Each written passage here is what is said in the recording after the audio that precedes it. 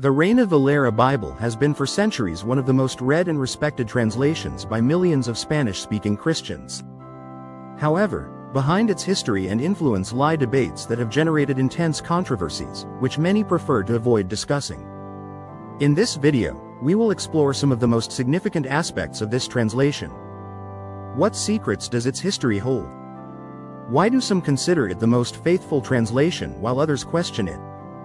This will be a revealing journey that will put into perspective the deepest debates about its origin, content, and impact. Before we begin, I invite you to subscribe to our Divine Journey channel, like this video, and activate notifications so you don't miss any of our content. Also, let us know your opinion in the comments. Do you believe that biblical translations can change the original meaning of the sacred text? Now, let's dive into this fascinating topic. The Reina-Valera Bible, known as the jewel of biblical literature in Spanish, has a history that dates back more than 4 centuries.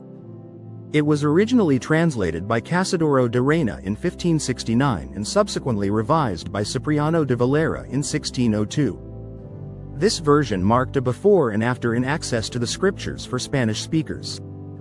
But what lies behind this monumental work? To understand its relevance and the controversies surrounding it, we must go back in time and explore its historical roots. In the 15th century, Europe was experiencing a time of intense religious and political changes. The Protestant Reformation had shaken the foundations of the Catholic Church, and translations of the Bible into vernacular languages were seen as revolutionary acts. It was in this context that Casadoro de Reina, a Spanish monk converted to Protestantism, undertook the task of translating the scriptures. His goal was not only to make God's word accessible but also to offer a version free from the interpretations that, according to him, the Church had imposed for centuries. The translation process was not easy. Reina had to flee Spain due to persecution from the Inquisition, which considered any unauthorized translation of the Bible heretical. His exile took him to places like Geneva, London, and Frankfurt, where he finally managed to complete his translation. This was published in Basel in 1569 under the name, the Bear Bible, due to the illustration of a bear on its cover. This work became the first complete translation of the Bible into Spanish based on the original texts in Hebrew and Greek. However, Reina's work was not well received by everyone in his time. The translation faced criticism from both Catholics and Protestants. The former condemned it as a Protestant work that defied the authority of the Church, while some Protestants considered it too influenced by Catholic tradition. This double rejection underscores how the Reina-Valera was born in a context of conflict, a characteristic that would define its history to this day.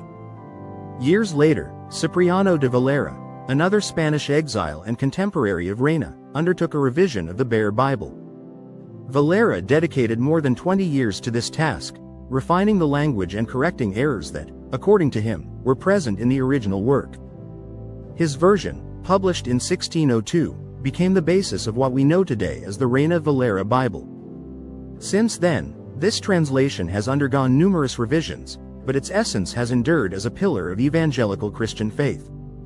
However, the Reina-Valera has not been exempt from controversy. One of the most frequent criticisms comes from sectors that question its fidelity to the original text.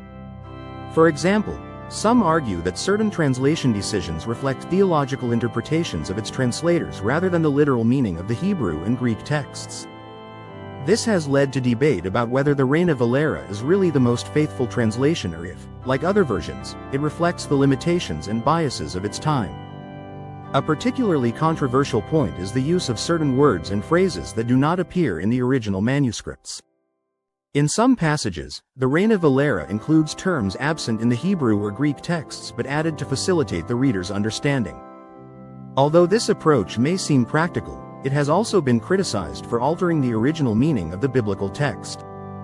These decisions, although well-intentioned, open the door to interpretations that may deviate from the original message. Another topic of debate is the influence of the historical context on the language of the Reina-Valera. As a 15th century translation, its style reflects the Spanish of that era, which can make it difficult for modern readers to understand. This has led to the creation of more recent revisions, such as the Reina-Valera 1960 or the contemporary Reina-Valera, which seek to update the language without compromising fidelity to the original text. Despite the controversies and challenges, the Reina-Valera continues to be a source of inspiration for millions of people. Its poetic language, classic structure, and spiritual depth have left an indelible mark on Hispanic culture.